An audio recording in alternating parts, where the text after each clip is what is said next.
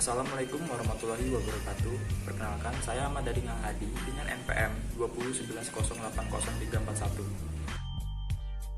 Di sini saya akan membuat video konseling sebaya guna memenuhi tugas akhir mata kuliah Praktikum Teknik-Teknik Konseling dengan dosen pengampu Bunda Mega Ariana Monika, MPD. Di sini saya mengangkat permasalahan ekonomi di mana klien sulit memenuhi kebutuhan kuliah sehari-hari. Di sini saya akan menggunakan teknik open question. Apaan tuh? Di mana dengan teknik ini dapat membuat klien lebih terbuka dan lebih rileks dalam menyampaikan apa yang menjadi beban atau keluh kesahnya. Tanpa berlama-lama lagi, mari kita simak videonya.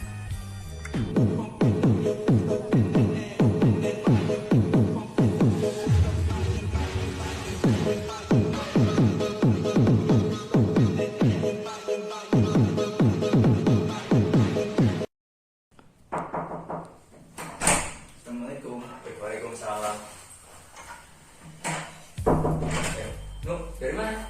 Dari kosan. Oh iya. Temen gue yang mampir. Iya, Ada acara apa nih? bosen aja di kosan sama ada beberapa yang pengen saya curhatin. Wih, ada masalah nih. Ada apa biasanya? Saya kan kuliah di UIN nih. Ya. Langsung aja ya, biar apanya enak. Ini santai. Sebenarnya ini nih permasalahan yang sering saya renungin atau saya pikirin. Kadang yang sering kepikiran tuh kalau malam. Saya kan di sini ngekos sendiri. Berhubung saya dari Lampung Utara, kuliah di UIN sini ngekos.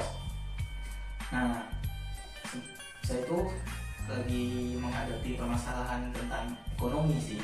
Jadi saya di sini kan udah ngekos itu juga di sini perlu duit bulanan buat transportasi segala macam, buat beli bensin segala macam. Nah, sedangkan saya di sini kuliah bukan buat kerja. Soalnya dari orang tua kalau misalnya mau disambi kerja, orang tua ngelarang gitu. Takutnya ngaruh ke kuliahan, jadi lulusnya lama atau jadi banyak nilainya yang anjlok karena disambi kerja. Nah, di satu sisi yang lain, di perkuliahan juga banyak pengeluaran, kayak contohnya beli buku, terus beli baju kelas, baju angkatan, terus ada iuran tugas yang lain, sama yang dekat-dekat ini ada yang namanya field trip. Nah, saya tuh bingung. Sedangkan buat uang UKT sama uang bulanan saya buat transportasi segala macam itu pas-pasan, kayak udah dikirimnya uang UKT segitu, ya udah buat UKT-nya segitu, terus uang bulanan saya sebulannya tuh dikasih 500.000 buat sebulan. Nah, itu udah buat makan saya, beli bensin, uang buat iuran tugas, terus kalau ada duit buku, iuran buku, itu kalau saya kalkulasiin sangat-sangat kurang. Tapi saya mau minta lagi itu nggak enak. Sama saya tahu kondisi ekonomi di rumah itu emang lagi sulit karena pendapatan orang tua itu nggak, berhubung bapak udah pensiun, nggak sebanyak dulu lagi. Jadi saya mau minta lagi itu kayak kasihan aja ke bapak saya. Jadi saya tuh bingung di situ. Itu yang sering saya pikirin malam. Saya memutar otak buat 500.000 itu buat cukup buat semuanya itu gimana? Nah, kalau saran dari Dading sendiri gimana nih? Oke, jadi permasalahan dari Wisnu ini yang saya tangkap adalah mengenai ekonomi ya, yang dimana Wisnu sendiri untuk kebutuhan bulanan dan UKT sendiri yang memang sudah mepet dan pas-pasan dalam kutipan. Ditambah lagi sekarang ada banyak dari harus membeli buku, membeli seragam seperti BPH, tugas dan lain-lain. Ditambah lagi ada kegiatan-kegiatan kelas kampus yang mengharuskan untuk mengeluarkan biaya. Itu yang membuat Wisnu menjadi pusing, membuat Wisnu menjadi masalah untuk Wisnu. Jadi yang dapat saya jelaskan saat ini, Wisnu terperangkap dalam masalah ekonomi seperti yang saya jelaskan. Dan menurut saya kunci dari masalah ekonomi yang Wisnu hadapi saat ini itu ada di komunikasi. Jadi saat ini apakah benar Wisnu sangat terbebani dengan banyaknya buku yang harus dibeli saat kuliah? Iya. Dan masalah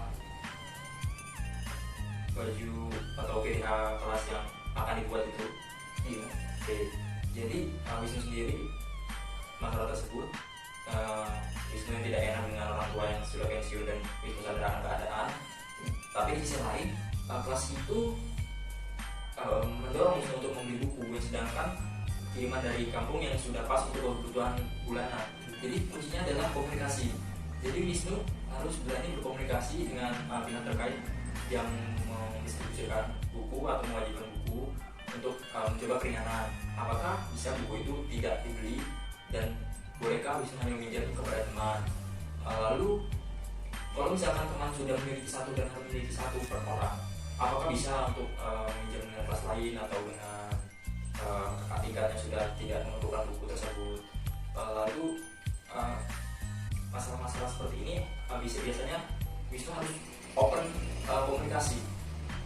Tidak hanya dengan di lingkungan kampus, Wisnu juga harus komunikasi dengan keluarga seperti ayah, dan harus terbuka mengenai masalah-masalah seperti ini. Barangkali ayah Wisnu sebenarnya punya rezeki, atau kalau memang tidak punya rezeki, ya Wisnu berbagi ke masalahnya di kampus. Wisnu berkomunikasi dengan dosen ataupun perangkat kelas yang menyelenggarakan kegiatan-kegiatan tersebut, bahwasannya mengenai keadaan, bisakah di pengurangan atau Wisnu sendiri yang bagaimana caranya agar bisa menekan tingkat nilai dari kegiatan-kegiatan tersebut.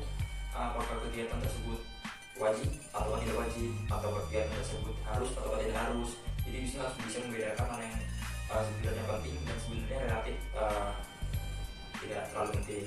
Jadi untuk masalah Wisnu, balik lagi, Wisnu harus terbuka mengenai komunikasi. Contohnya seperti Wisnu tadi menyinggung field trip yang sebenarnya Wisnu kurang dari uang bulanan itu. Nah, biasanya saya itu mendengar ada referensi lain untuk penggantinya seperti magang. Nah, Wisnu bisa mengambil referensi seperti itu, seperti magang ataupun ada kegiatan lain yang harus diikuti sebagai pengganti. Itu pasti ada kampus pasti memiliki kebijakan-kebijakan yang diperuntukkan untuk orang-orang yang berkeadaan seperti Wisnu ini. Lalu yang terakhir masalah uang-uang sokongan yang untuk mengejar tugas. Dalam mengerjakan tugas itu ada tugas yang bisa dikerjakan mengenai dengan biaya ataupun yang tidak biaya. Wisnu kembali lagi ke komunikasi dengan teman. Jadi komunikasi dengan teman itu Wisnu harus benar-benar komunikasi. Jadi dalam tugas itu kan biasanya tugas kelompok. Jadi Wisnu bisa minta tugas yang seperti Wisnu bagian menggambar atau bagian yang menulis.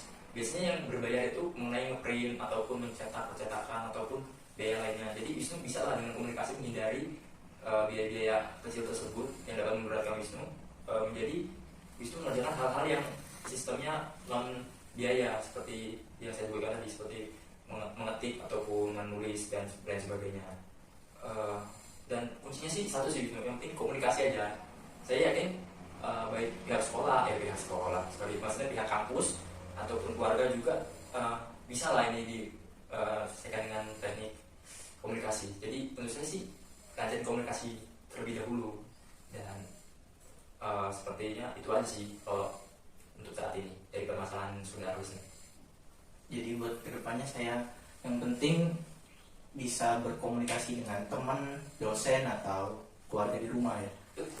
Terus kalau misalnya masalah yang kerja kelompok tadi, kalau buat terus-terusan saya yang nggak ikut sokongan, nggak ikut iuran, saya yang ngerjain tugas segala macem, itu dari pribadinya saya sendiri nggak enak sama teman-teman saya. Takutnya saya dibilangin gini-gini lah, takut ada omongan di belakang saya, takutnya di situ kalau misalnya mau terus-terusan nggak ikut bayar iuran.